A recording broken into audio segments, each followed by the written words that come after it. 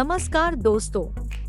आपका स्वागत है योगेश महाजन लीगल चैनल पर। योगेश महाजन लीगल चैनल पर हम आपको प्रस्तुत करेंगे नवीनतम सुप्रीम कोर्ट के फैसलों और विभिन्न अन्य न्यायालयों के फैसलों पर और विधि ज्ञान को प्रसारित करने का प्रयास करेंगे। इस चैनल पर हम न्यायिक फैसलों के महत्व को समझाने और विधि समझौतों की युक्तियों को समझाने का प्रयास करते हैं। हमारा मकसद है कानून और न्याय के क्षेत्र में ज्ञान को आपके पास पहुंचाना, तो कृपया हमारे चैनल को सब्सक्राइब करें, घंटी आइकन दबाएं, वीडियो को लाइक और शेयर करें। दोस्तों, माननीय सुप्रीम कोर्ट ने 20 नवंबर 2023 को एक जजमेंट है वो प्रोनाउंस की है। ये रिपोर्टेबल जजमेंट है जिसमें appellants versus assistant directorate of enforcement respondents हैं। यहाँ पे ये मनी लॉन्ड्रिंग का ये केस से रिलेटेड है। इसमें जो हाई कोर्ट है उन्होंने जो बेल है अपीलेंट को नहीं दी थी, नहीं ग्रांट की थी, उसे एग्रीवेट होकर यहाँ पर माननीय सुप्रीम कोर्ट में अपील डाली थी। और एक ग्राउंड ये रेज किया था कि एक और जो हैं उनके एक और अक्यूज्ड थे उनको बेल ग्रांट कर दी थी क्योंकि सिमिलर कंडीशंस में थे। तो माननीय सुप्रीम कोर्ट ने ये कहा कि जो पैरिटी जो है वो एक कानून नहीं है, और अगर कोई बेल ग्रांट कर भी दी जाती है या कोई इलीगलिटी जो है वो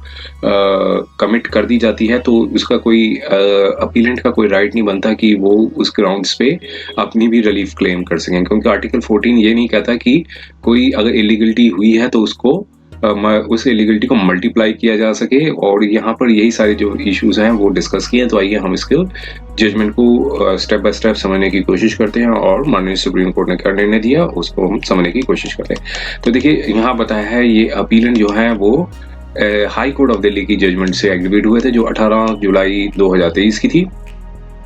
यहाँ पर जो बेल एप्लीकेशन थी जो 2023 की थी उसको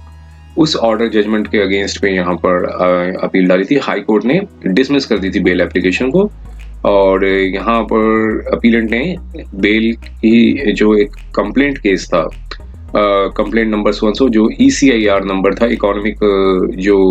ऑफेंसेस से रिलेटेड होता है वो केस था, और FIR नंबर 100 थी, रजिस्टर्ड हुई थी सेक्शन 13(2) एंड 13(1) सब part D of prevention of corruption act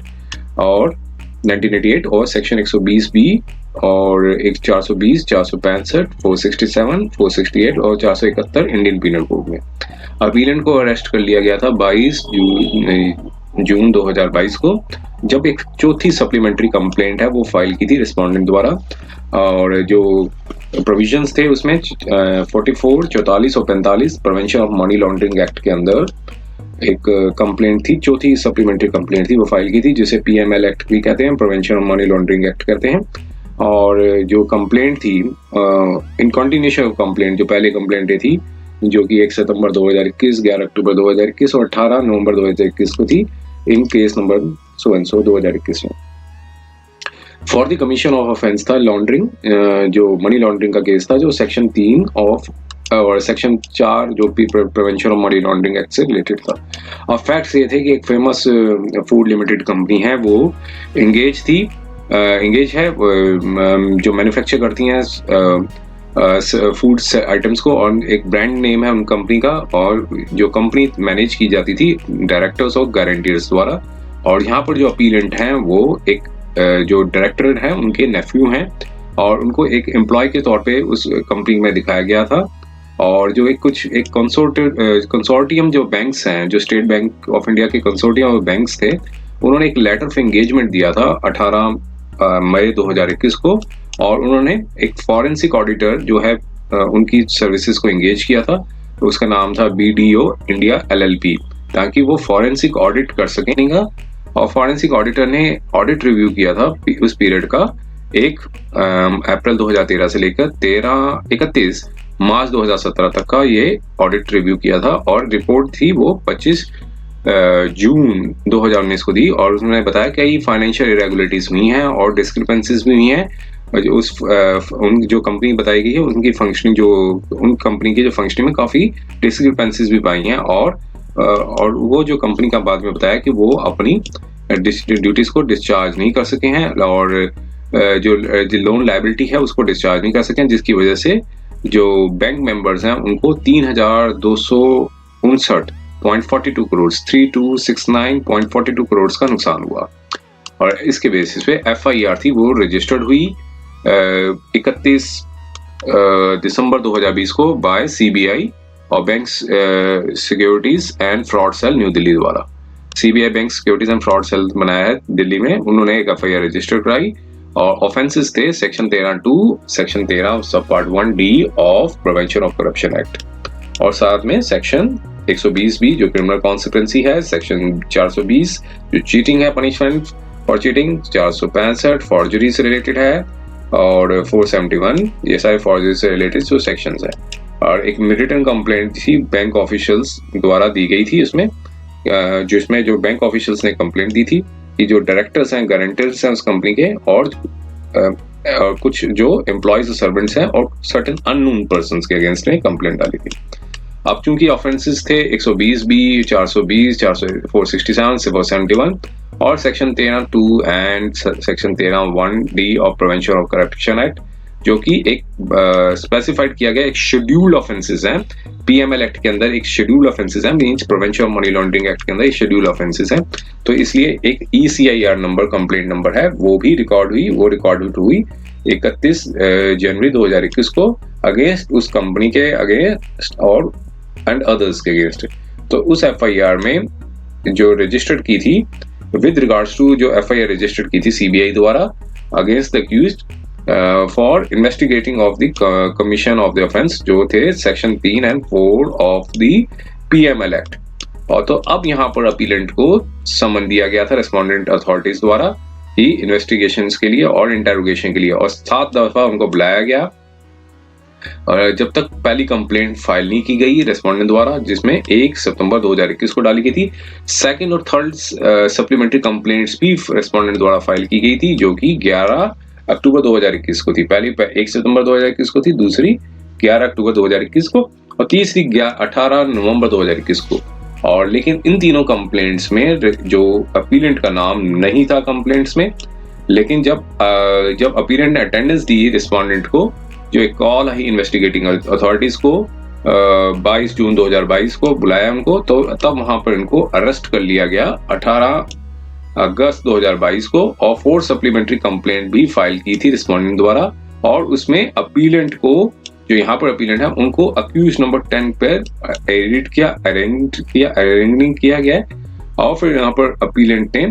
bail application थी वो फाइल की थी कंप्लेंट नंबर सो स्पेशल जज PCA एक्ट रोज एवेन्यू में, जो रोज एवेन्यू कॉम्प्लेक्स है दिल्ली में, वहां फाइल की थी 18 अक्टूबर 2022 को, जो कि डिसमिस कर दी थी, खारिज कर दी थी, जो कोर्ट ने ऑर्डर दिया था 23 दिसंबर 2022 को। अब फिर इसके बाद बेल एप्लीकेशन नंबर थी वो फिर हाई कोर्ट में डाली गई, जो वो वहां पर भी 18 जुलाई 2023 को रिजेक्ट कर दी। अब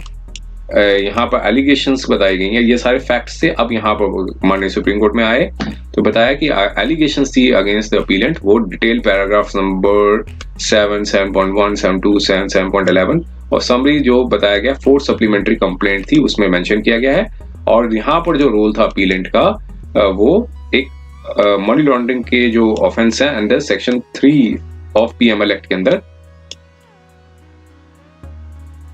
डाला गया था। तो यहाँ सारा पूरा नरेशन किया गया इस पे, और फिर इसके बाद जो लर्नड जो काउंसिल्स थे उन्होंने अपने अपने ग्राउंड्स बताए, सीनियर काउंसिल्स आए थे उन्होंने अपने सारे ग्राउंड्स बताए, और उसके बाद सॉलिसिटर एडिशनल सॉलिसिटर जनरल थे उन्होंने अपोज किया इन सारे ग्राउंड्स को। अब कोर्ट ने अपना क्या एनालिसिस किया, पहले हम इसको देखते हैं। कोर्ट ने यह एनालिसिस किया कि सबमिशंस दिए दोनों काउंसिल्स ने, तो यहाँ पर पहले नोट किया जाता है कि जो PML एक्ट है वो एनेक्ट किया गया है ताकि जो मनी लॉन्ड्रिंग एक्ट को जो मनी लॉन्ड्रिंग को रोका जा सके, ताकि and to provide confiscation of property, जो भी प्रॉपर्टी हम बनाई है उसको कन्फिस्केट जब्त किया जा सके, और जो इन्वॉल्व है मनी लॉन्ड्रिंग में और जो मैटर्स जो कनेक्टेड हैं जो भी इंसिडेंटल देयर टू। तो एक्ट जो बनाया गया था वो व्यू ऑफ पॉलिटिकल डिक्लेरेशन जो है अडॉप्ट किया गया था एक यूनाइटेड नेशनल जनरल असेंबली में, जो 1998 में बताया था, जिसमें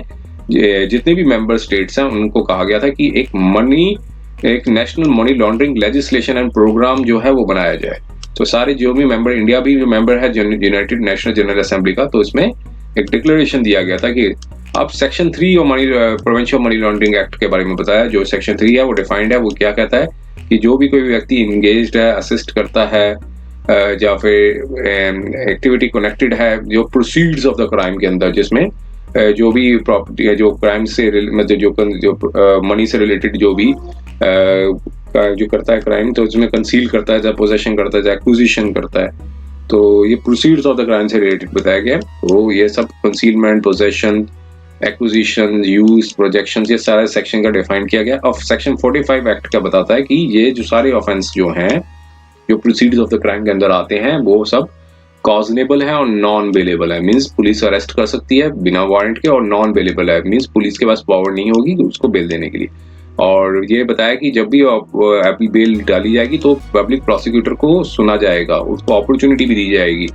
कि जब भी कोई बेल की एप्लीकेशन जो है वो फाइल की जाती है, अगर पब्लिक प्रोसिक्यूटर अप्रूव करता है तो कोर्ट सेटिस्फाइड हो जाती है कि कोई रीजनेबल ग्राउंड्स है कि वो गिल्टी नहीं है, ऑफेंसेस को कोई भी ऐसा ऑफेंस नहीं करेगा जब ट्रायल चल रहा होगा, तो उसको जो है बेल भी दे सकती है। तो यहाँ पर ये सेक्शन 45 के बारे में पूरा डिटेल बताया। अब कॉन्स्टिट्यूशनल वैलिडिटी बताई है पीएमएल एक्ट की, और जो प्रोसीजर फॉलो किया है एनफोर्समेंट डायरेक्टरेट ने, जो कि इंक्वायर किया इन्वेस्टिगेटिंग जो इंक्वायरिंग इनटू अन इन्वेस्टिगेटिंग ऑफेंसेस जो है एक्ट के, उसको भी चैलेंज किया गया है इस कोर्ट में, जो Vijay Mandal Chaudhary and others versus Union of India. तो वहां पर 3 बेंच जजमेंट जो जजेस थे उन्होंने कंसीडर किया था इस प्रोविजंस को डिटेल में, और सबमिशंस थे, जब सबमिशंस थे लंडन काउंसिल ऑफ पार्टीज के बाद सुनने के बाद, तो इंटरप्रिटेशन सेक्शन 3 का वो निकाला था, वो यहाँ पर नरेट किया गया है। और ये सारा पूरा उस जो केस था उसके बारे में बताया गया है कि ये इंटरप्रिटेशन जो है वो उस जजमेंट आई थी उसमें चैलेंज भी किया था इसको। अब क्योंकि 3 बेंच ने वो अपना रिव्यू इंटरप्रिटेशन सेक्शन 3 के ऊपर बता दिया था, और ट्विन कंडीशंस थी जो बेल के लिए, और विजय मंडल सुपर जो केस था उसमें क्या थी 2 कंडीशंस वो बताई थी। और वो सारे उसके बाद फिर एक और जजमेंट आई थी Gautam Kundu versus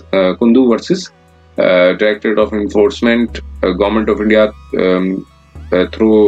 assistant director eastern region, ये जजमेंट भी आई थी। तो वहां पर ऑब्जर्व किया था उस कोर्ट में, उस जजमेंट में क्या ऑब्जर्व किया, तो सारे नरेशन किए। अब सारे लीगल प्रोविजंस को देखने के बाद अब यहाँ पर सबमिशंस थी काउंसिल्स की, वो सुनने के बाद यहाँ पर बताया कोर्ट ने अपना ओपिनियन दिया कि एप्लीकेशन जो दी सीकिंग बेल जो है उसको जब भी बेल की एप्लीकेशन दी जाती है तो उसको एविडेंस को वेट नहीं किया जाता है। इन्वेस्टिगेटिंग एजेंसीज ने जो रखे हुए हैं मेटिकुलसली, कोर्ट सिर्फ ये देखता है कि नेचर ऑफ एविडेंस जो कलेक्ट किए गए हैं, नेचर ऑफ पहली चीज है कि नेचर ऑफ एक्विजिशन कैसी है, और नेचर ऑफ एविडेंस जो कलेक्ट किए गए हैं जो इन्वेस्टिगेटिंग एजेंसीज को द्वारा, और सिविलिटी ऑफ द पनिशमेंट कितनी कैसी है, और कैरेक्टर क्या है अक्यूज्ड का, और सर्कमस्टांसेस क्या है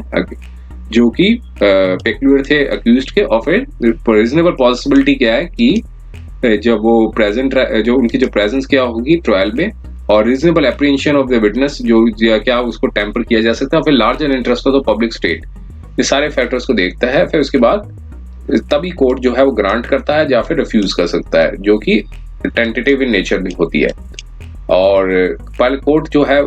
जो अपना एक प्राइम फेशी ओपिनियन देता है कि उसको बेल ग्रांट करनी चाहिए या फिर रिफ्यूज टू ग्रांट बेल, ये सब कुछ कोर्ट अपनी एप्लीकेशन माइंड पे यूज करते हैं, और जो कि जब भी जो ऐसे ऑफेंसेस जो इकोनॉमिक ऑफेंसेस से रिलेटेड होते हैं। अब दोनों के अब जो काउंसिल थे सीनियर काउंसिल उनके जो अपीलेंट के, तो उन्होंने बताया कि अपीलेंट का नाम एफआईआर में नहीं था पहले 3 सप्लीमेंट्री कंप्लेंट्स में, और सिर्फ इम्प्लीकेट किया गया है जो एक स्टेटमेंट्स थे जो विटनेसेस के,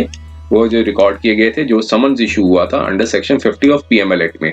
तो बिना किसी कोई मटेरियल नहीं है सपोर्ट ऑफ देयर ऑफ। तो यहाँ पर कोर्ट ने कहा कि इस जो सीनियर काउंसिल की जो सबमिशंस में कोई मेरिट, कोई हार्डली यानी मेरिट नहीं है इसमें, क्योंकि एक Rohit Tandon versus directorate of enforcement की जजमेंट 3 बेंच की जो जजमेंट आई थी, वहां पर कैटेगरिकली ऑब्जर्व किया गया था कि जो स्टेटमेंट ऑफ विटनेस जो है, जो अभी विटनेस के जो स्टेटमेंट होंगे या फिर अक्यूज के जो भी स्टेटमेंट होंगे वो एविडेंस के तौर पे एडमिसिबल होंगे, सेक्शन 50 ऑफ द एक्ट जो बताता है उससे अंदर वो एडमिसिबल होंगे। तो हम एक सेक्शन 50 भी देख लेते हैं पीएमएल एक्ट का, तो पीएमएल एक्ट में सेक्शन 50 के अंदर जो डिफाइन किया गया है, ये देखिए, ये सेक्शन 50 है पीएमएल एक्ट। तो यहाँ पे बताया गया कि पावर्स क्या है अथॉरिटीज की, जो समन करती हैं और production of documents to give evidence. तो यहाँ पर जो पावर है, डायरेक्टर की सारी पावर्स जो है सेक्शन 13 के अंदर, वो बिल्कुल civil code of civil procedure की तरह ही है, जैसे कि डिस्कवरी, इंस्पेक्शन करना, या अटेंडेंस इन्फोर्स करना अटेंडेंस को, या फिर डॉक्यूमेंट्स को, रिकॉर्ड्स को प्रोड्यूस करना, या फिर एविडेंसेस एफिडेविट पे लेना, या फिर कमीशंस को इशू करना, या फिर को जो भी यानी मेथड्स हो वो प्रिस्क्राइब्ड हो। तो यहाँ पर वो बताया कि जो एविडेंस के तौर पे जो समन्स जो इशू किए गए थे वो जो है वो एडमिसिबल है एविडेंस के तौर पे, और जो इसलिए जो भी स्टेटमेंट दी गई थी अपीलेंट के केस में, तो एक फॉर्मिडेबल केस बनता है, एक सीरियस केस बनता है अक्यूज्ड मींस अपीलेंट के अगेंस्ट में। और एक विजय मदन लाल की जो एक जजमेंट आई थी, उसमें जो मनी लॉन्ड्रिंग का सेक्शन 3 को वो एक डिफाइन किया गया था, इंटरप्रिटेशन निकाली थी। उन्होंने बताया था कि एक इंडिपेंडेंट ऑफेंस है रिगार्डिंग प्रोसेस और एक्टिविटी जो कनेक्टेड होती हैं प्रोसीड ऑफ क्राइम से रिलेटेड। तो ये विजय मदन लाल की जजमेंट में पूरा बता रखा था ये। और अब यहाँ पर बताया था कि जो ऑफेंस ऑफ मनी लॉन्ड्रिंग जो है वो डिपेंडेंट नहीं है और ना ही लिंक्ड है किसी डेट पे, या फिर किसी शेड्यूल्ड ऑफेंस से, और या फिर प्रेडिकेटिव ऑफेंसेस कमिटेड होता है। तो रेलिवेंट डेट जो ये है, डेट वही है जिसमें पर्सन इंड्यूस्ड होता है किसी भी प्रोसेस पे या एक्टिविटी में जो भी कनेक्टेड होगा प्रोसीड ऑफ द क्राइम से। तो यहाँ पर इन्वॉल्वमेंट थी पर्सन की किसी भी क्रिमिनल एक्टिविटी में, जैसे कोई कंसीलमेंट हो गया, पोजेशन हो गया, या फिर एक्विजिशन हो गया। तो ये इस तरह के अनटेंटेड प्रॉपर्टी या प्रोजेक्ट जो भी प्रोसीड ऑफ द क्राइम होगा, और जो प्रोजेक्ट किया जाएगा कि अनटेंटेड प्रॉपर्टी है या फिर क्लेम किया जाएगा, तो वो कंस्टिट्यूट होगा offence under section 3 of act. तो यहाँ पर इनको मेरिट उनको नहीं पाया। और फिर बाद में बताया कि सप्लीमेंट्री कंप्लेंट फाइल की गई थी अपीलेंट के केस में, जो स्टेटमेंट विटनेसेस की भी रिकॉर्ड की थी अंडर सेक्शन 50 के अंदर। तो ये एक यहाँ से कोर्ट ने कहा कि सफिशिएंट मटेरियल्स जो है इन्वेस्टिगेटिंग एजेंसी ने कलेक्ट कर लिया है, जो डॉक्यूमेंट्स थे जो कि प्राइम फेशिया बताते हैं कि अपीलेंट किस तरीके से जो पार्टी और एक्चुअली जो इन्वॉल्व था इन द प्रोसेसेस पे, तो जो कि जो एक्टिविटीज कनेक्टेड थी with the proceed of crime में। तो ये तो यहाँ पर पूरा यहाँ पर कहा कि वो जो डॉक्यूमेंट सेक्शन 50 के अंदर वो सारे जो मटेरियल्स थे वो कलेक्ट कर लिए थे। अब सेटल नाउ ये बताया कि सेक्शन 45 जो है वो मैंडेटरी है, कंडीशन जो बताई गई है सेक्शन 45 की वो मैंडेटरी है। सेक्शन 45 क्या कहता है वो भी देख लेते हैं। सेक्शन 45 में बताया कि कॉजनेबल है और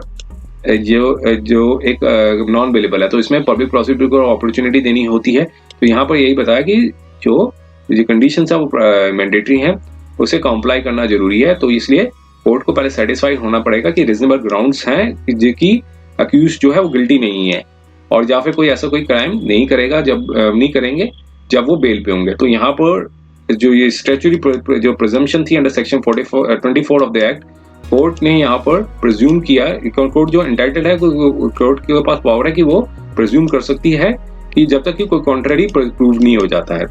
तो इसलिए जो क्राइम थे वो मनी लॉन्ड्रिंग से रिलेटेड था, और कंडीशन जो बताई गई है 45 में वो कंप्लाई की गई थी, और एप्लीकेशन और जो बेल थी वो 439 जो सीआरपीसी में दी गई थी, उसका कोर्ट ने बताया था कि एक ओवरराइडिंग इफेक्ट है जो कि सेक्शन 71 के अंदर डिफाइंड है। सेक्शन 71 ऑफ पीएमएल एक्ट यही बताता है कि इसके जो एक्ट है, जितने भी एक्ट बने हुए हैं उसके ऊपर ओवरराइड करेगा ये। तो ये अब सबमिशंस ये थी कि अदर को अक्यूज थे उनको सिमिलरली सिचुएटेड थे अपीलेंट की तरह, उनको बेल दे दी गई थी। तो यहाँ पर कोर्ट ने कहा कि ये पैरिटी जो है वो एक लॉ नहीं है, और जब भी कोई प्रिंसिपल ऑफ पैरिटी है अप्लाई करना है तो पहले कोर्ट जो है वो फोकस करेगी कि रोल क्या है, अटैच क्या है अक्यूज्ड का, जिसकी एप्लीकेशन अंडर कंसिडरेशन पे है। अब यहाँ पर बताया कि जो मेन अक्यूज थे, जो मैनेजिंग डायरेक्टर थे इस कंपनी के, और जो अदर अक्यूज थे वो जो वेरियस शेल कंपनीज जो इनको बेल ग्रांट दी गई है वो इन्फर्मिटी और मेडिकल ग्राउंड्स के आधार पे उनको बेल दी गई है। और जो दूसरे जो को अक्यूज्ड है जिनको जो कि इंटरनल ऑडिटर थे उस कंपनी के, तो उनको बेल हाई कोर्ट ने दे दी थी, लेकिन वो ऑर्डर अभी फाइनल नहीं हुआ है क्योंकि उसको चैलेंज किया गया है स्पेशली पिटीशन द्वारा, रिस्पोंडेंट द्वारा, जो एजेंसी ने उसको चैलेंज किया है। अभी वो पेंडिंग है माननीय सुप्रीम कोर्ट है जो अंडर कंसिडरेशन में है। तो इस इंस्टेंट केस में हाई कोर्ट ने अपना इम्पीच्ड ऑर्डर दिया था, लेकिन सबमिशंस को रिपेल किया था इस ग्राउंड पे कि जो एक जो केस जो था दूसरे अक्यूज्ड का वो डिस्टिंग्विश्ड बना हुआ है, और जो कि वो एक इंटरनल ऑडिटर थे इस कंपनी का। तो एप्लीकेंट जो है वो वाइस प्रेसिडेंट है परचेजेस के, तो इसलिए जो यहाँ पर वो रिस्पॉन्सिबल है जो day to day operations of the company में। तो यहाँ पर ये ऑब्जर्व किया कि अपीलेंट रोल जो था वो वो फाइनेंशियल से रिलेटेड था, और डायरेक्ट लोन फंड्स थे वो साइफंड ऑफ कर दिए थे। वो सिस्टर कंसर्न थी जिस कंपनी के, मींस साइफंड ऑफ कर दिए थे उसको दे दिए गए थे जो सिस्टर कंसर्न्स थी उस कंपनी के। अब जो अपीलेंट जो है वो आइदर या तो शेयर होल्डर है या फिर डायरेक्टर है। इन दोनों केसों में भी जो बेल का जो है वो जो दूसरे जिनको व्यक्ति को दी गई है, जो उनको दी गई है, वो अभी अंडर कंसिडरेशन में है, जो कि पेंडिंग है जो माननीय सुप्रीम कोर्ट की कोऑर्डिनेट बेंच में। तो यहाँ पर कहा कोर्ट ने कहा कि एप्रोप्रिएट नहीं होगा किसी भी कुछ भी ऑब्जर्वेशन देना जो कि हाई कोर्ट ने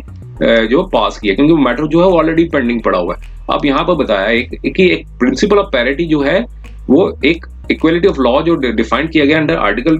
14 ऑफ कॉन्स्टिट्यूशन के अंदर, लेकिन जो भी इलीगलिटी है, इरेगुलरिटी है, वो कमिटेड की जाती है किसी भी व्यक्ति द्वारा या फिर ग्रुप ऑफ इंडिविजुअल्स द्वारा। अगर कोई रॉन्ग ऑर्डर आ जाता है किसी भी जुडिशियल फोरम में, तो ये नहीं, अगले का कोई राइट नहीं बन जाता है कि वो इन्वोक करें जुरिस्डिक्शन को या फिर हायर और सुपीरियर कोर्ट के समक्ष जाके, और ताकि उसको रिपीट किया जाए या फिर मल्टीप्लाई किया जाए इलीगलिटीज, इरेगुलरिटीज या इलीगलिटीज को। तो आर्टिकल 14 का पर्पस ये नहीं है कि इलीगलिटी को बढ़ावा देना जाए, परपिचुएट करना। यहाँ पर ये कहा कि आर्टिकल 14 जो है वो परपिचुएट इलीगलिटी को नहीं करना या फिर इरेगुलरिटी को बढ़ावा देना नहीं है। तो ये एक अगर कोई बेनिफिट या एडवांटेज दे भी दिया गया है किसी वन और सेट ऑफ पर्सन, किसी भी अथॉरिटी और कोर्ट द्वारा, बिना किसी लीगल बेसिस पे, जस्टिफिकेशन के बेसिस पे, तो अदर पर्सन इस ग्राउंड्स पे क्लेम नहीं कर सकते कि या फिर मैटर ऑफ राइट की उनका अधिकार बन गया है, ऐसा वो क्लेम नहीं कर सकते ऑन द बेसिस अगर कोई रॉन्ग डिसीजन भी दे दिया गया हो।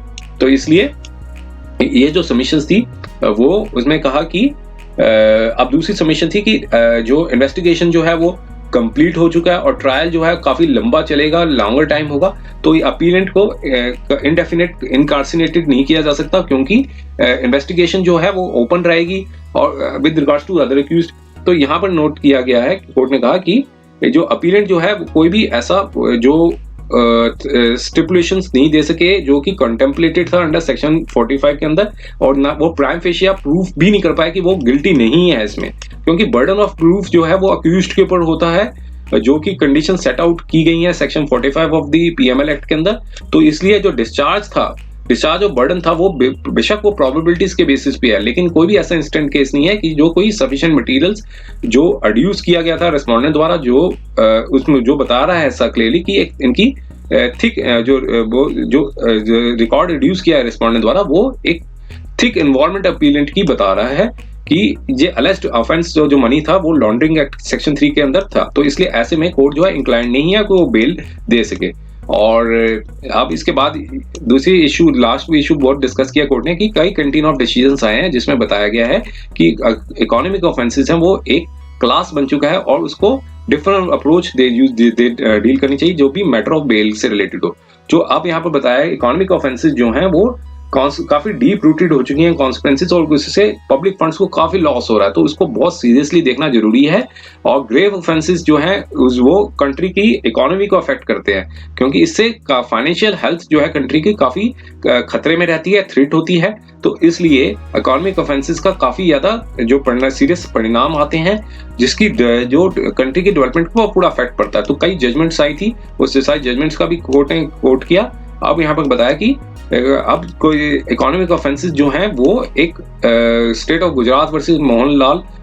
जीतमलजी पॉरवाल एंड अदर्स की जजमेंट थी, उसका भी कुछ पैराग्राफ्स यहाँ पे कोट किए। अब बताया फाइनली कि जब टेक्नोलॉजी की एडवांसमेंट हो चुकी है और आर्टिफिशियल इंटेलिजेंस आगे हैं, इकोनॉमिक ऑफेंसेस जो हैं वो मनी लॉन्ड्रिंग के वो काफी रियल थ्रेट हैं, जिससे फाइनेंशियल सिस्टम को काफी खतरा है हो रहा है। और इससे काफी ग्रेट चैलेंज है इन्वेस्टिगेटिंग एजेंसीज के पास कि वो डिटेक्ट करें और इसकी जो इंट्रिकेट नेचर क्या है ट्रांजैक्शंस की उसको समझने, और फिर रोल क्या था उन पर्संस का और जो इन्वॉल्व था। तो इसमें माइन्यूट एक्सरसाइज जो है वो इन्वेस्टिगेटिंग एजेंसीज को देखना होता है, और साथ में ये भी देखना होता है कि कोई भी इनोसेंट पर्संस को रॉन्गली बुक किया गया हो या फिर कोई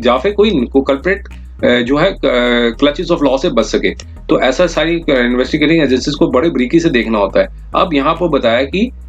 जब डिटेंशन ऑफ एक्यूज जो है कंटिन्यूड बाय द कोर्ट है, तो यहाँ पर कोर्ट एक्सपेक्ट करती है कि जो ट्रायल जो है वो रीजनेबल टाइम में कंप्लीट हो जाए, और राइट टू स्पीडियल ट्रायल जो है वो गारंटीड है under article 21 of the constitution के अंदर। तो ये सारे ऑब्जर्वेशंस के साथ यहाँ पर जो अपील थी उसको खारिज कर दिया। उम्मीद है कि यह वीडियो आपको पसंद आया होगा। अगर आपने अभी तक हमारे चैनल को सब्सक्राइब नहीं किया है तो कृपया इसे सब्सक्राइब कर ले और बेल आइकन दबाकर नोटिफिकेशन प्राप्त करें ताकि आप हमारे नए वीडियो से अपडेट रह सकें। अगर आपको यह वीडियो पसंद आया हो तो कृपया लाइक करें और अपने दोस्तों के साथ शेयर करें। हमारे चैनल पर आपको न्यायिक मुद्दों, कानूनी सलाह और कानूनी अपडेट्स के बारे में नवाचारिक और महत्वपूर्ण जानकारी मिलेगी। हमारे साथ बने रहें, क्योंकि योगेश महाजन लीगल आपके कानूनी सवालों का सहायक है।